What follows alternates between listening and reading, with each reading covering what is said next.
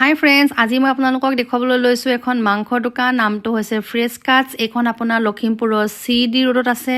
ইয়াত তেওঁলোকে নিজে প্ৰডাকশ্যন কৰা ব্ৰাউন এগছ পাব, লগতে পাব ফ্ৰেছ ব্ৰইলাৰ আৰু গাহৰি মাংস। আৰু ইয়াত মই এটা বস্তু মন কৰিলোঁ যে তেওঁলোকে চাফ চিকুণতাটো বহুত বেছি মেইনটেইন কৰে।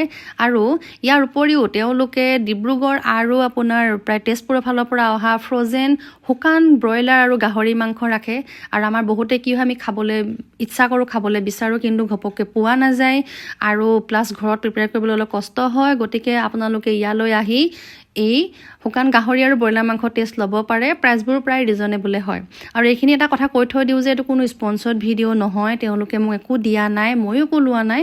জাষ্ট মই কাষ্টমাৰ হিচাপে ল'লোঁ, খাই ভাল পালোঁ, সেইকাৰণে ভিডিঅ'টো বনালোঁ যাতে আপোনালোকেও যাব পাৰে।